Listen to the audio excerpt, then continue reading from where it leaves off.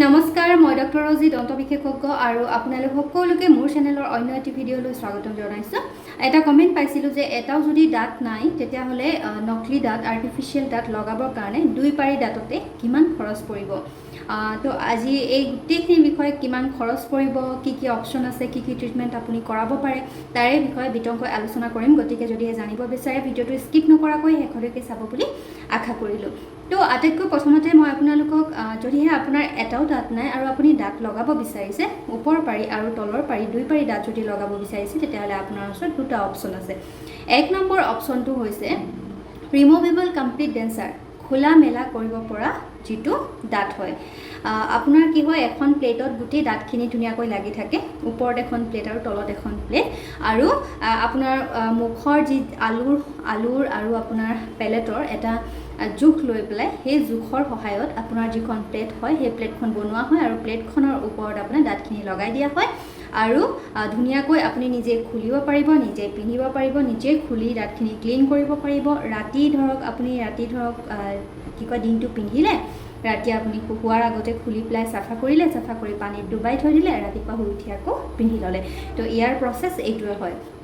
তাৰপাছত 2 নম্বৰ যিটো অপশ্যন হয়, যিহেতু আপোনাৰ মুখত এটাও দাঁত নাই আৰু আপুনি ফিক্স দাঁত লগাব বিচাৰিছে, তেতিয়াহ'লেতো কিবা এটা ছাপৰ্টৰ নিশ্চয় প্ৰয়োজন আছে।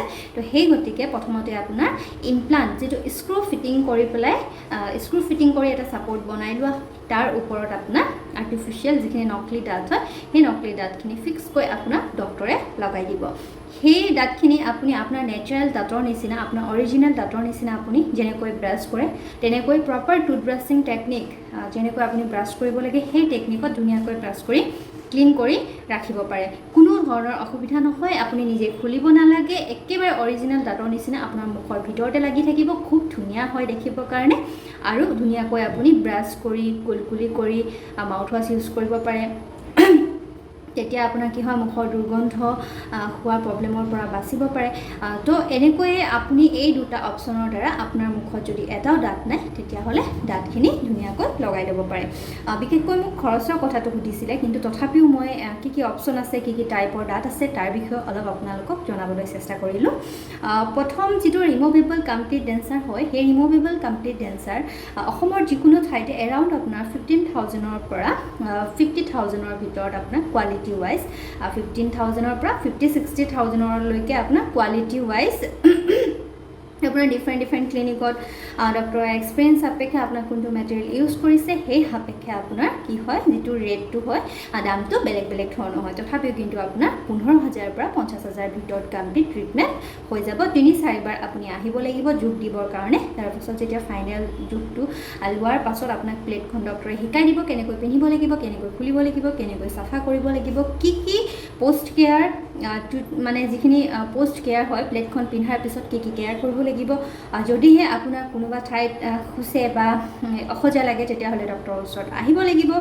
তেতিয়া সেই য'ত খুচিছে বা যোনডোখৰত সহজা লাগিছে সেই ঠাইডোখৰ মিহি কৰি দিলে আপুনি ধুনীয়াকৈ আৰামছে পিন্ধিব পাৰিব, সকলো ধৰণৰ খোৱা বস্তু খাব পাৰিব। কিন্তু প্ৰথম দিনাই আপুনি মাংস চুবাবলৈ ষ্টাৰ্ট কৰিলে নহ'ব। প্ৰথমতে আৰামছে খিচিৰি টাইপৰ বস্তুৱে খাব লাগিব। তাৰপাছত যেতিয়া প্লেটখন লাহে ধুনীয়াকৈ টাইট হ'ব ধৰিব, এডজাষ্ট হ'ব ধৰিব, তেতিয়া আপুনি সকলো ধৰণৰ বস্তু ধুনীয়াকৈ আৰামছে খাব পাৰিব। লগতে আপোনাৰ যি দেখাত আপোনাৰ কি হয়, যেতিয়া আমাৰ এটাও দাঁত নাথাকে তেতিয়াহ'লে আমাৰ গালখন সোমাই যায়, কিন্তু দাঁতখিনি লগাই দিয়াৰ লগে লগে আপোনাৰ নিজকে ডেকা যেন, আপোনাৰ বয়সত যিমান আপোনাৰ বয়স তাতকৈ যেন 20 বছৰমান কমি গ'ল, ঠিক তেনেকুৱা আপোনাৰ অনুভৱ হ'ব।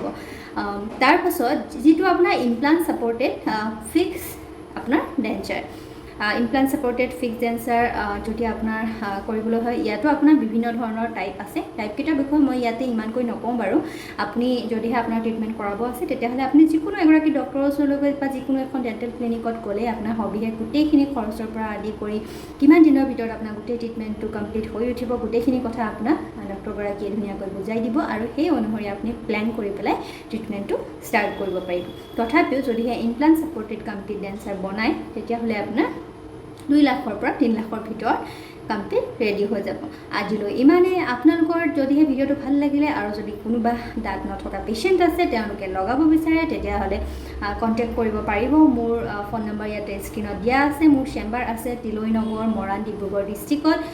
আৰু বা আপুনি যদি লগাব বিচাৰে কি টাইপ আছে, কিমান খৰচ হ'ব, আপুনি যদি চিন্তা কৰি ডক্টৰৰ ওচৰত যোৱা নাই, যদিহে জানিব বিচাৰে তেতিয়াহ'লে এই ভিডিঅ'টোৰ জৰিয়তে জানিব পাৰিব।